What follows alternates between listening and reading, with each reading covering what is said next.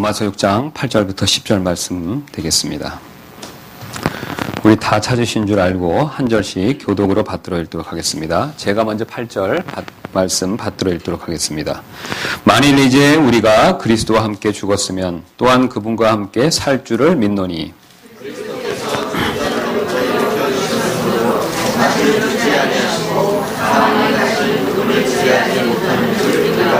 다 같이 읽도록 하겠습니다.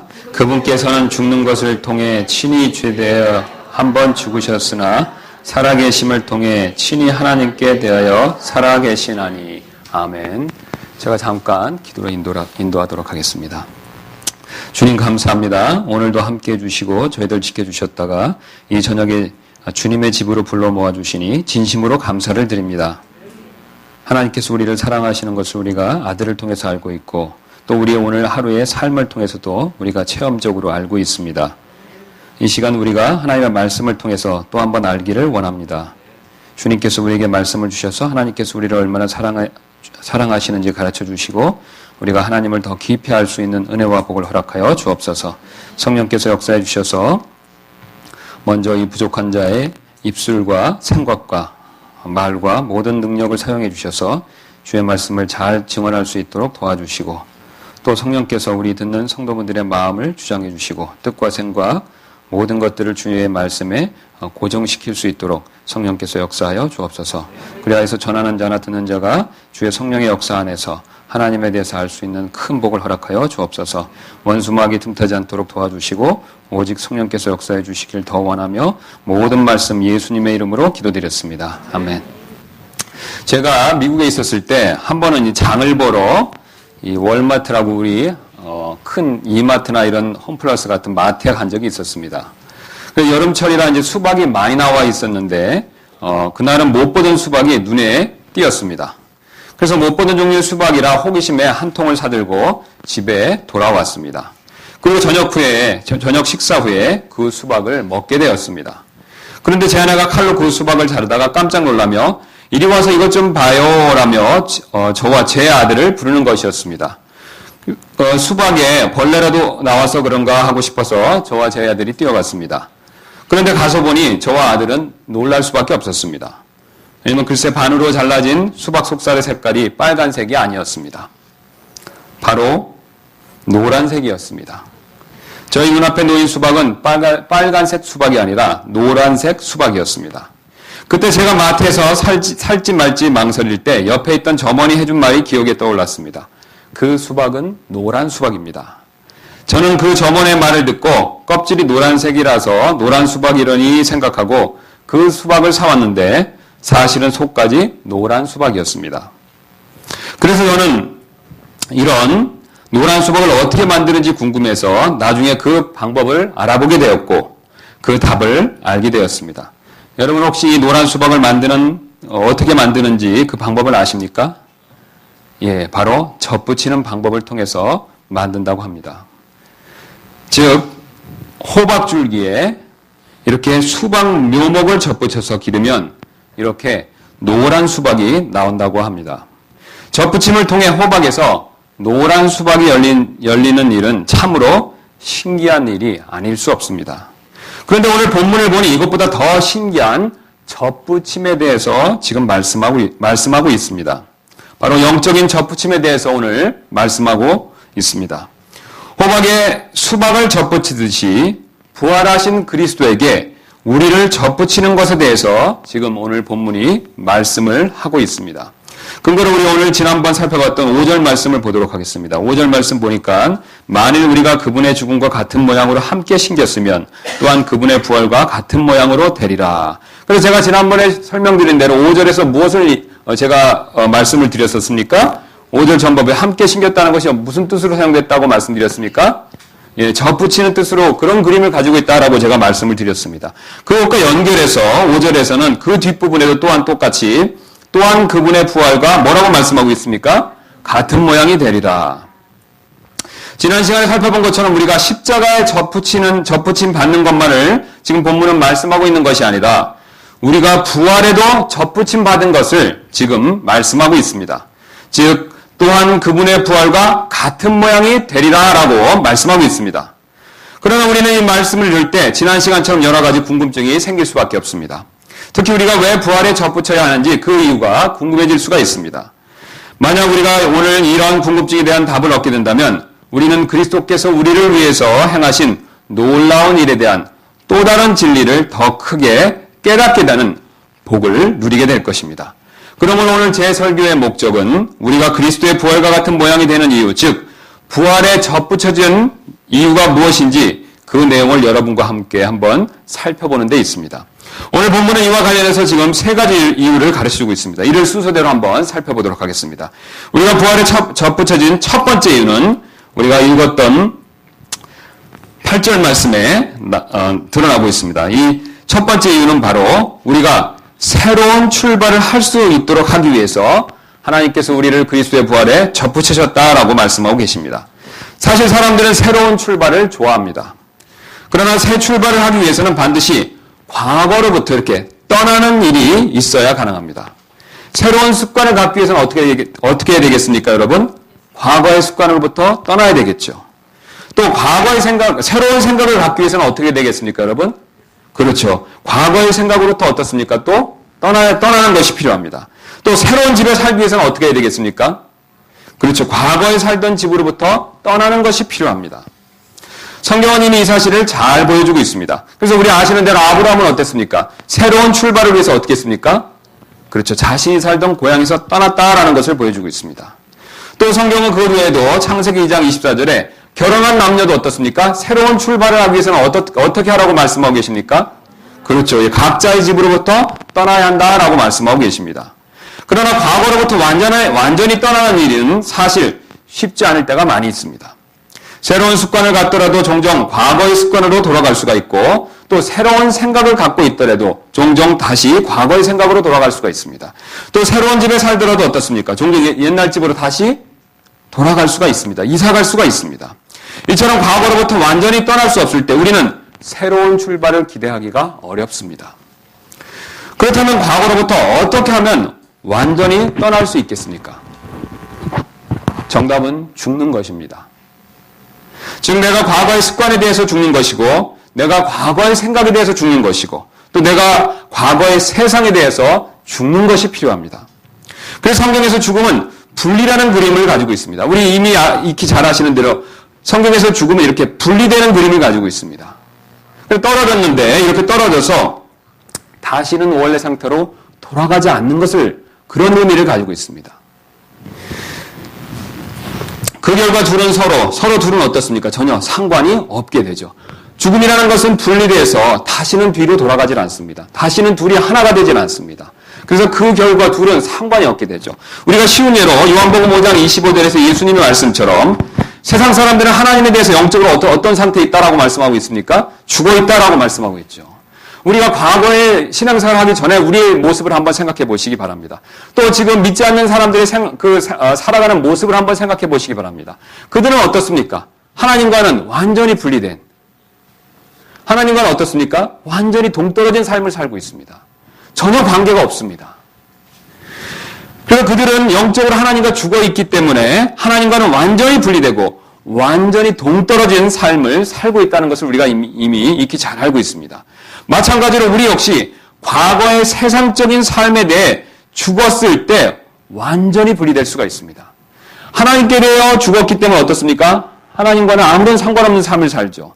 반대로 이번에 어떻습니까? 세상에 대해서 분리되면 어떻습니까? 세상에 대해서 죽어 있으면 어떻습니까? 세상과는 아무런 관계없는 삶을 살 수가 있습니다.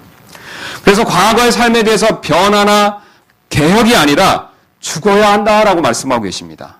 왜냐하면 죽는 것은 절대로 과거로 돌아갈 수 없기 때문에 그렇습니다. 그래서 기독교는 변화나 개혁의 종교가 아니라 죽음의 종교입니다. 여러분 이 사실이 이해가 되십니까? 성경에서는 변화나 개혁을 얘기하고 있지 않습니다. 죽음을 얘기하고 있습니다. 여러분 왜 죽음을 얘기하겠습니까?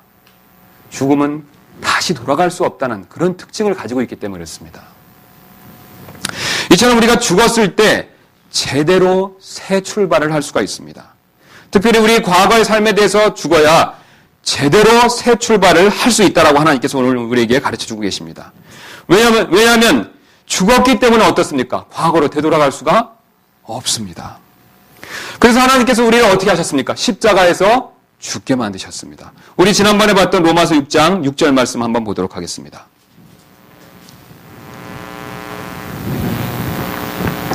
우리가 이것을 알거니와 뭐라고 말씀하고 계십니까?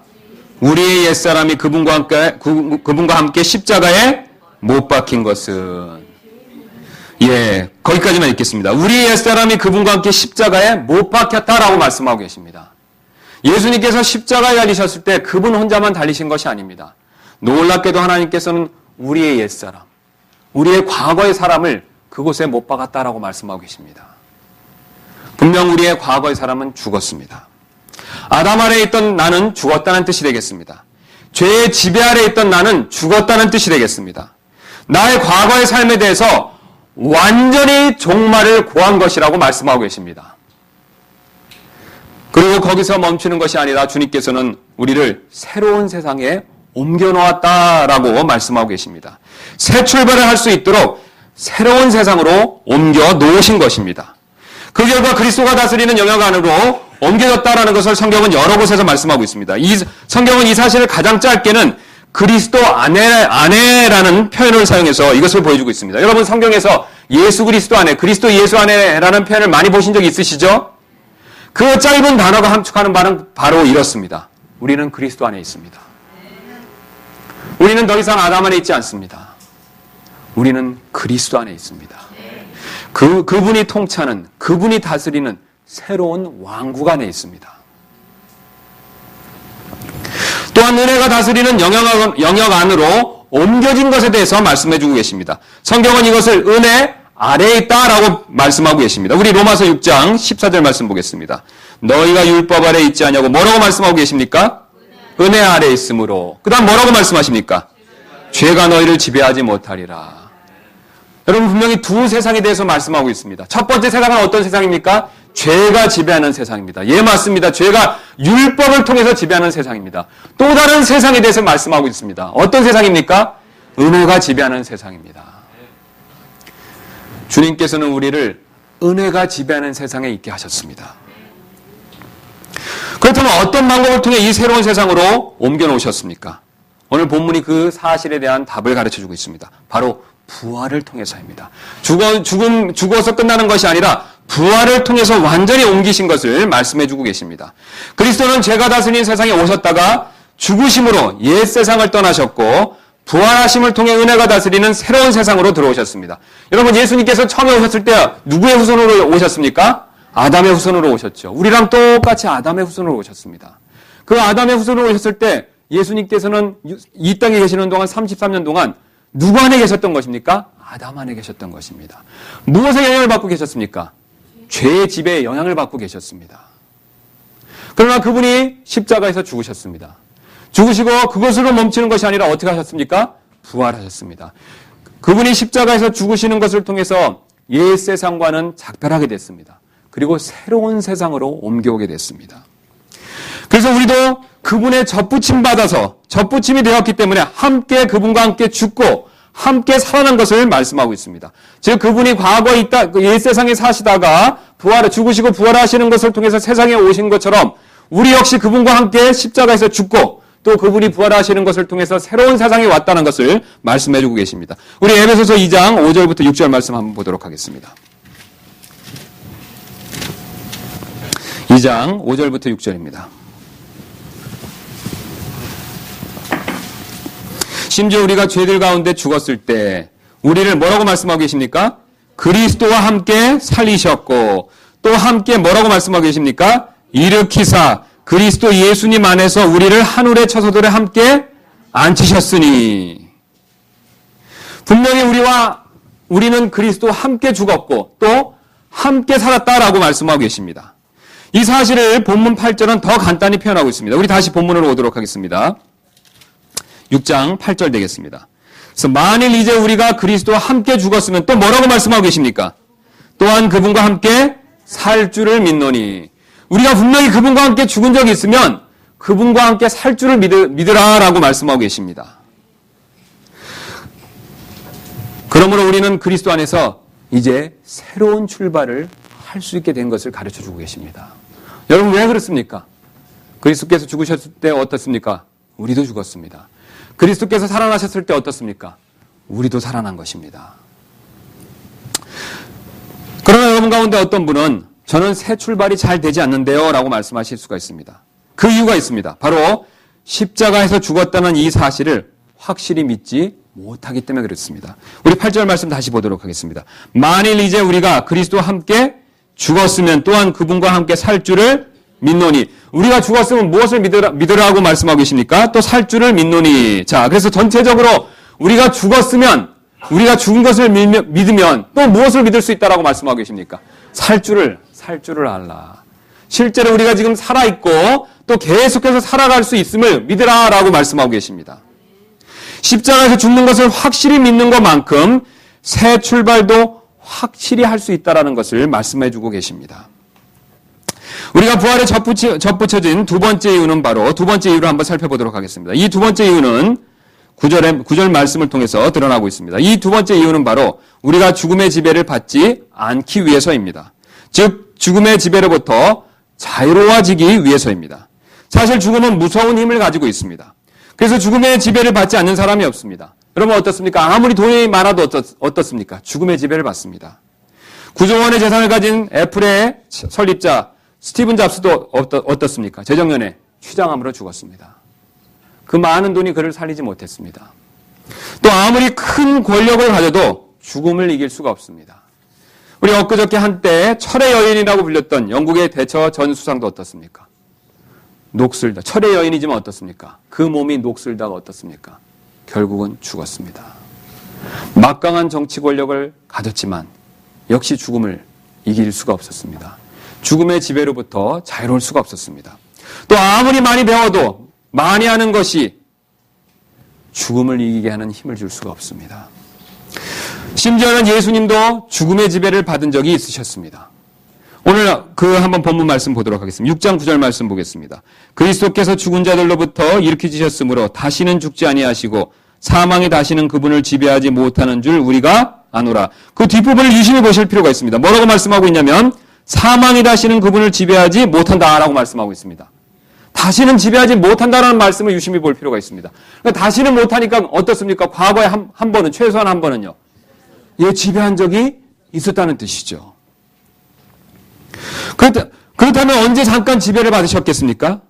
예, 십자가에서 우리의 죄를 지셨을 때 죽음이 잠깐 그분을 지배한 적이 있었습니다. 십자가에서 우리의 죄값을 치르시기 위해서 죽음의 지배를 받으신 적이 있으셨습니다. 그러나 그분이 우리의 죄값을 다 치르셨을 때 그분은 다시 살아나셨습니다. 그러면 그렇다면 그분은 어떻게 다시 살아날 수 있으셨겠습니까? 그분은 바로 하나님 자신이시기 때문에 그렇습니다. 그래서 그 죽음이 그분을 지배할 수 없었습니다. 디모데전서 6장 16절은 이렇게 말씀하고 있습니다. 오직 그분께만 죽지 아니함이 있다. 여러분 바로 하나님 그분 자신에게만 죽지 아니함이 있음을 믿으시길 바랍니다.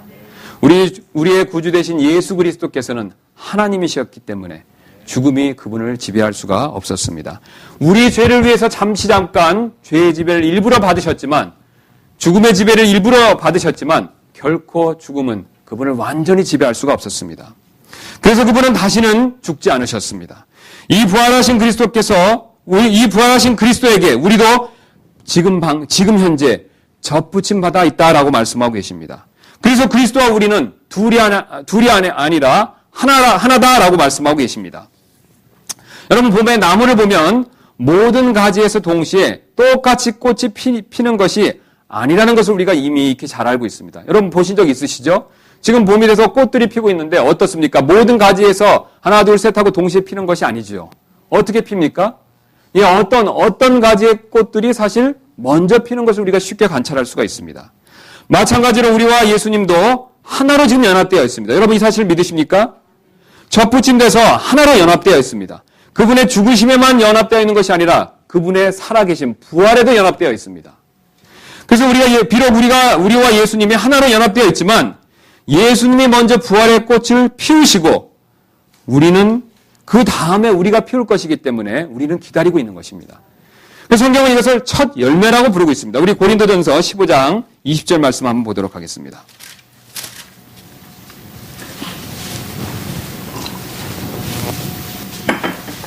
15장 20절 되겠습니다. 그러나 이제 그리스도께서 죽은 자들로부터 일어나사 뭐라고 말씀하고 계십니까? 잠든 자들의 첫 열매가 되셨도다. 이유가 있습니다.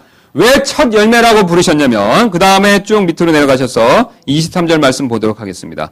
그러나 각 사람이 자기 차례대로 되리니 그 다음에 뭐라고 말씀하고 계십니까? 먼저는 첫 열매인 그리스도요. 그 다음은요. 그리스도께서 오실 때 그분께 속한 사람들이라. 자, 이 말씀은 이런 뜻이 되겠습니다. 그리스도와 우리는 둘이 아니라 어떻습니까? 하나입니다. 하나로 연합되어 있습니다. 접붙임되어 있습니다. 그래서 하나로 연합되어 있는데 단지 시간 순서상 누가 먼저 부활의 꽃을 피웠다라고 말씀하고 계십니까? 부활의 열매를 맺었다라고 말씀하고 계십니까? 예수님이십니다. 그 다음에 누구라고 말씀하고 계십니까? 우리다라고 말씀하고 계십니다. 여러분 그렇다면 예수님께서 부활의 열매를 맺으셨다면 우리도 어떻습니까? 우리도 부활의 열매를 반드시 맺을 수가 있습니다. 반드시 맺을 수밖에 없습니다. 왜 그렇습니까, 여러분? 우리와 그리스도는 둘이 아니라 하나이기 때문에 그렇습니다. 그분께로부터 나오는 영원한 생명이 우리에게 한없이 공급되기 때문에 그렇습니다. 이제 우리가 부활에 접붙여진 마지막 이유를 한번 살펴보도록 하겠습니다. 이 마지막 이유는 우리에게 새로운 삶의 목표를 주시기 위해서입니다. 우리는 구원받기 전에는 자기를 위해 사는 삶을 살았습니다. 그래서 돈을 벌어도 여러분 구원받기 전에 한번 자신의 삶의 목표에 대해서 인생을 어떻게 살았는지 한번 생각해 보시기 바랍니다. 돈을 벌어도 누구를 위해서 벌었습니까? 네, 나를 위해서 벌었습니다. 악기 같은 음악을 배워도 악기를 통해서 음악을 배워도 어떻습니까? 자신의 영광을 위해서 배웠죠. 또 우리가 영어나 수학 같은 공부를 배워도 무슨 목적을 가지고 배웠습니까? 예, 나를 위해서 배웠죠. 자기의 이익을 위해서 배웠습니다. 그러나 구원받은 이후에는 다른 삶을 살아야 된다라고 말씀하고 계십니다. 과거처럼 나 자신을 위해서 살아서는 안 된다라고 주님께서 말씀하고 계십니다. 그렇다면 왜 나 자신을 위해서 살아서는 안 되겠습니까? 왜 구원받은 우리 그리스도인은 과거처럼 나 자신을 위해서 살아서는 안 되겠습니까? 왜냐하면 바로 나 자신은 죽었기 때문에 그렇습니다. 여러분 어디서 죽었습니까? 십자가에서 죽었습니다. 그러므로 죽은 사람을 위해서 사는 삶은 어리석은 삶일 수밖에 없습니다. 북한 사람들은 이 세상에서 가장 어리석은 삶을 살고 있는 사람들 가운데 하나입니다. 여러분 왜 그렇습니까? 살아있는 김정은에게만 지금 충성을 바치는 것이 아니라 어떻습니까? 이미 죽은 김일성, 김정일에게도 계속해서 충성을 바치고 있기 때문에 그렇습니다. 그래서 일례로 미국이 평양에 있는 23m짜리 김일성, 김정일 동상을 미사일로 폭파하려고 하기 때문에 이를 막기 위해서 전쟁 준비를 해야 한다고 1호 전투근무태세를 다음과 같이 선포했다고 합니다. 1호 전투근무태세를 선포한 이유는 적들이 김일성, 김정일 동상을 노리기 때문이다. 만약 놈들이 동상을 훼손한다면 태평양 건너에 있는 미국이라 할지라도 장거리 로켓으로 핵을 날려 보복하는 것이 김정은 장군님의 확고부동한 의지라는 것을 대외적으로 널리 알리는 것이다. 죽은 김일성, 김정일에게 아직도 열심히 충성하고 있는 모습을 보여주고 있습니다. 여러분 그러나 얼마나 어리석습니까? 죽은 사람에게 그토록 충성하는 것은 분명 어리석은 일입니다. 그러나 여러분 우리도 마찬가지입니다. 우리도 십자가에서 이미 죽은 나라는 사람 위해 산다는 것은 정말로 어리석은 일입니다. 우리는 이미 죽은 나를 위해 살 것이 아니라 하나님을 위해서 살아야 합니다. 우리는 하나님을 위해 사셨던 그리스도처럼 살아야 한다라고 말씀하고 계십니다. 그리스도는 이 땅에 계셨을 때도 주님은 하나님을 위해서 사신 분이셨습니다. 그리스도는 지금 천국에서도 자신을 위해 사는 것이 아니라 하나님을 위해서 살고 계십니다. 우리는 이렇게 하나님을 위해 살고 계신 그리스도와 접붙임되어 있다라고 말씀하고 계십니다. 10절 말씀을 한번 보도록 하겠습니다. 그분께서는 죽은 것을 통해 친히 죄에 대하여 단 한 번 죽으셨으나 살아계심을 통해 뭐라고 말씀하고 계십니까? 친히 하나님께 대하여 살아계시나니 하나님에 대하여 살아있다라고 말씀하고 계십니다. 바로 은혜 안에서 하나님을 위하는 삶을 의미하고 있습니다. 그래서 갈라디아서 2장 20절은 이 사실을 더 잘 보여주고 있습니다. 우리 갈라디아서 2장 20절 보겠습니다.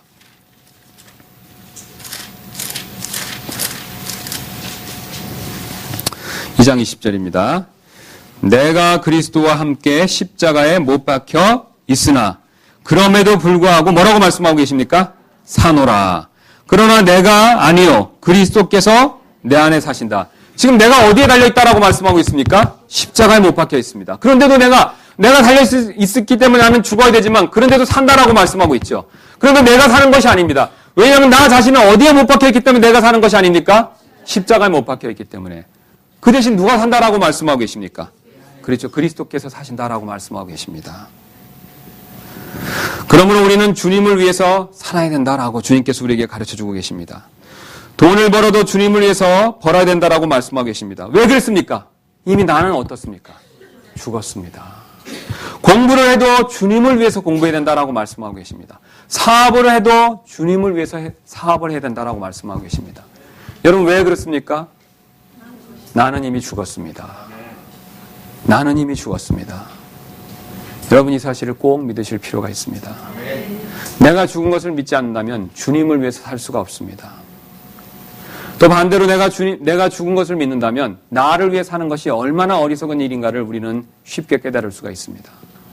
우리 그리스도인이 나는 이미 죽었다는 사실을 쉽게 믿지 못하기 때문에 그것을 확실하게 인정하지 못하기 때문에 사실 종종 죽은 나를 위해서 살 수가 있습니다. 그러나 주님은 그것이 어리석은 삶이라고 말씀하고 계십니다.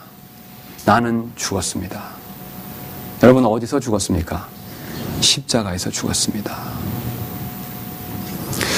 지금까지 우리가 부활에 접붙임된 이유를 살펴보았습니다. 이 말씀으로부터 얻을 수 있는 교훈 두 가지를 살펴보고 이제 말씀을 정리하도록 하겠습니다.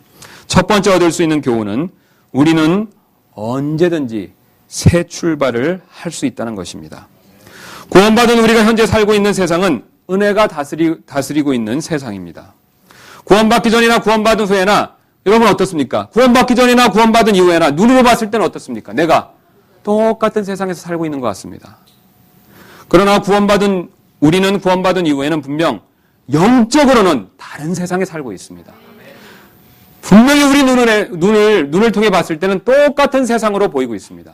여러분 그러나 그렇지 않습니다. 영적으로는 우리는 다른 세상에 살고 있다라고 주님께서 말씀하고 계십니다. 골로새서 1장 13절 말씀 보도록 하겠습니다.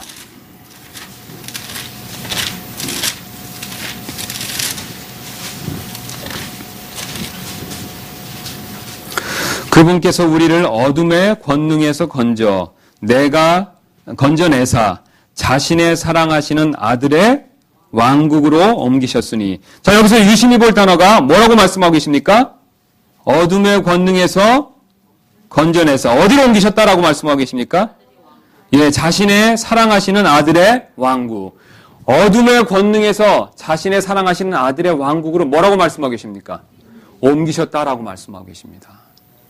옮기셨기 때문에 우리는 지금 어디에 있습니까? 예, 그분의 아들의 왕국에 있습니다. 여러분 이 사실 믿으십니까?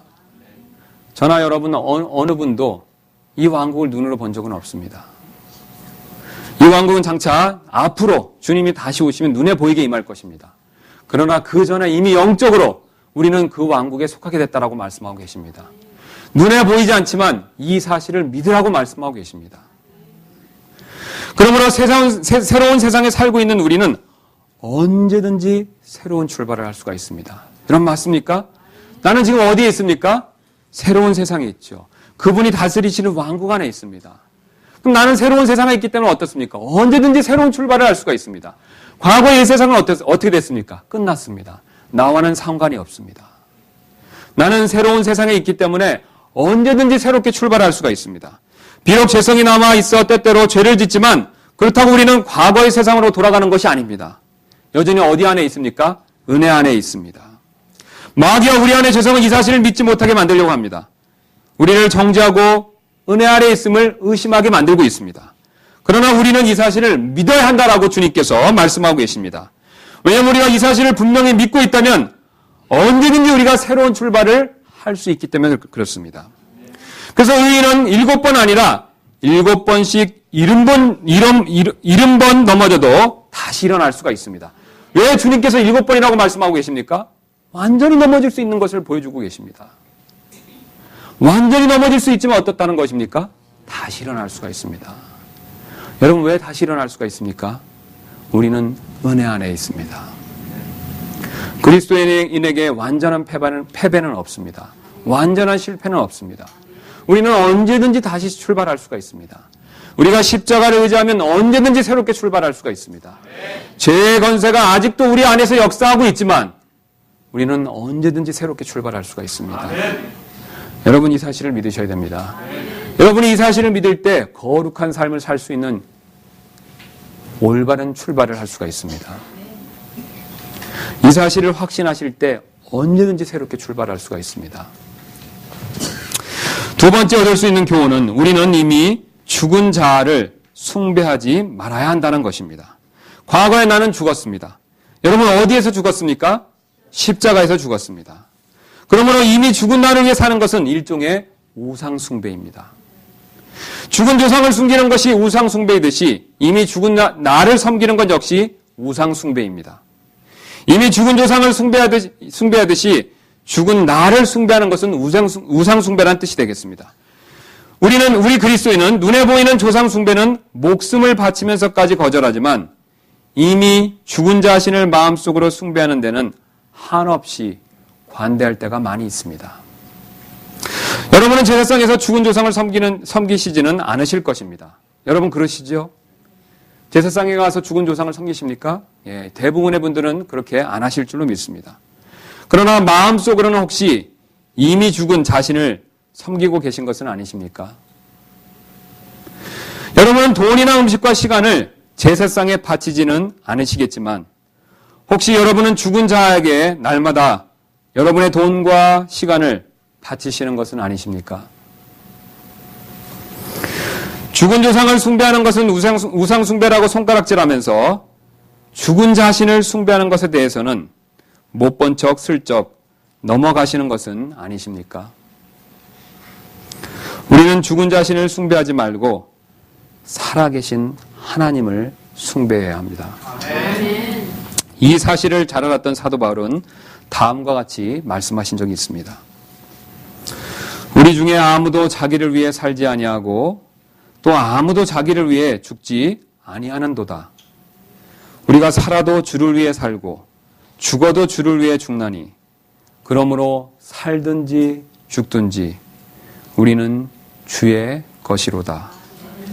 이 목적을 위해 그리스도께서 죽으시고 일어나사 다시 살아나셨으니 이것은 그분께서 죽은 자와 산 자의 주가 되려 하심이라. 아멘. 주를 위해 사시는 저와 여러분 되시기를 주님의 이름으로 축원합니다.